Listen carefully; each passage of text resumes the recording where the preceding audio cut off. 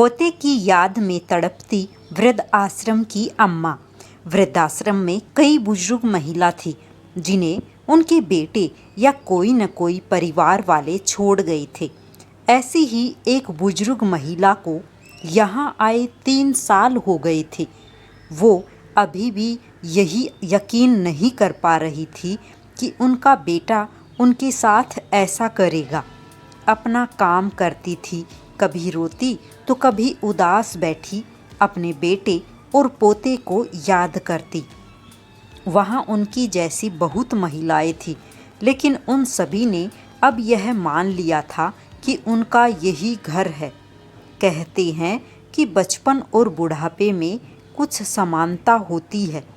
कभी कभी बुजुर्ग भी बच्चों की तरह जिद पर अड़ जाते हैं। ऐसे ही उन्होंने एक जिद पकड़ ली कि उनके बेटे को बुलाएं। इस बार वो दीपावली अपने बेटे और पोते के साथ मनाना चाहती है। कम से कम उन्हें देखना ही चाहती है।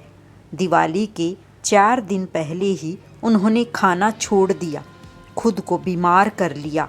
उनका मानना था कि अगर वो ऐसा करेगी तो उनका बेटा जरूर आएगा उन्हें देखने।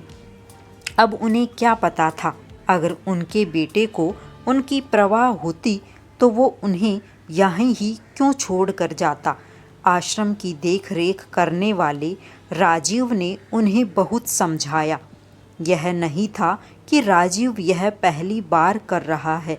कभी कोई माँ अपने बेटे के लिए रोती तो कभी कोई।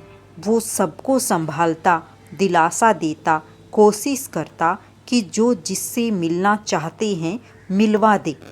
लेकिन उसकी यह कोशिश कभी कभी ही सफल हो पाती। उसने अभी भी अम्मा को हर तरह से बोला कि क्या मैं आपका बेटा नहीं, क्या मैं आपका ख्याल नहीं रखता। अम्मा कहती रखता है, लेकिन मुझे अपने पोते को देखना है।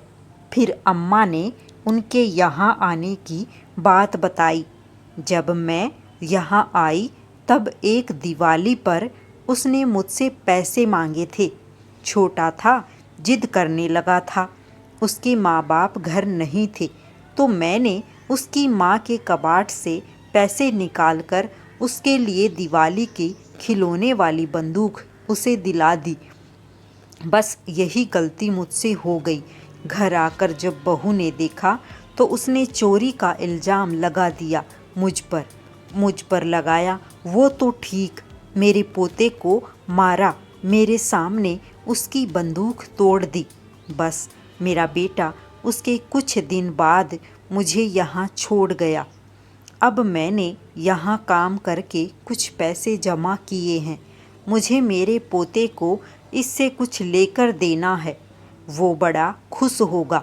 मेरा बेटा इतना बुरा नहीं है।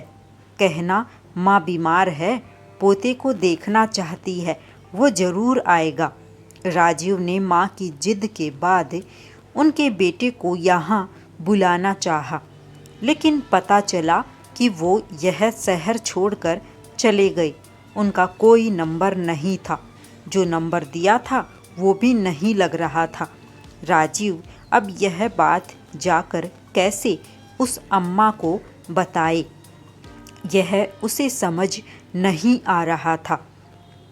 अम्मा जिद पर अड़ी थी, कहती थी कि अब अगर वो नहीं आया तो मुझे नहीं जीना। वैसे भी क्या है मेरे इस जीवन में ऐसा। राजीव ने आकर अम्मा से कहा कि अम्मा, तुम्हारा पोता दिवाली वाले दिन यानी कल आएगा, अब तुम खाना खा लो। अम्मा ने कहा नहीं, वो आएगा तभी खाना खाऊंगी, मुझे वो खिलाएगा। दिवाली की रात भी आ गई। अम्मा इंतजार कर रही थी। तभी राजीव एक 7 साल के बच्चे को लेकर उनके सामने आया। अम्मा से कहा, अम्मा देखो, तुम्हारा पोता आया है। अम्मा ने खुशी से अपना चश्मा लगाकर उसकी ओर देखा। देखकर बोली, यह तुम किसे ले आए हो? यह मेरा पोता नहीं है। माना कि मैंने उसे 3 साल से नहीं देखा, फिर भी तुमने ऐसा कैसे सोच लिया कि तुम किसी को भी ले आओगे और मैं उसे अपना पोता मान लूँगी। मैं उसकी दादी हूँ, उसे अच्छे से पहचानती हूँ। यह मेरा पोता नहीं है। राजीव ने कहा, अम्मा तुमने ठीक कहा, यह तुम्हारा पोता नहीं है। पता है यह कौन है? राजीव ने उससे पूछा, बेटा तुम्हारा नाम क्या है? लड़का बोला, सोनू। बेटा तुम्हारे मम्मी पापा कौन हैं? लड़का बोला, पता नहीं। अच्छा तुम कहाँ रहते हो? लड़का बोला कि यहाँ से थोड़ी दूर पर सबके साथ। राजीव ने आगे की बात बताई। अम्मा यह भी अनाथ आश्रम में रहता है। तुम तो बहुत किस्मत वाली हो अम्मा कि तुमने अपने माँ बाप पति बेटे पोते सबको देखा है। इसे तो कोई छोड़ गया बस ऐसे ही। देखो फिर भी जिंदगी जीना चाहता है, कभी जिद नहीं करता। और इसके जैसे कई हैं जो वहाँ हैं। अम्मा जो हो गया मैं जानता हूँ, भूलना मुश्किल है, लेकिन इस तरह कमज़ोर मत बनो। खुश रहो, सोचो ऐसा ही होना था। तुम्हारे पास अच्छी यादें हैं, चेहरे हैं, उनको याद करो। अम्मा समझ गई कि राजीव उसे क्या समझाना चाहता है। उसने बच्चे की ओर देखा। मासूम सा बच्चा चुपचाप अम्मा की ओर देख रहा था। राजीव ने खाने की थाली मंगवाई और कहा कि तुमने कहा था कि तुम अपने पोते के हाथों से ही खाना खाओगी। देखो यह तुम्हारा पोता ही तो है। अम्मा ने उस मासूम बच्चे के हाथ से खाना खाया और उसने जो भी पैसे जोड़े थे उस बच्चे को दिए। कहा कि जो पसंद हो वो ले लेना। अम्मा ने जीवन की कड़वी सच्चाई को स्वीकार कर लिया।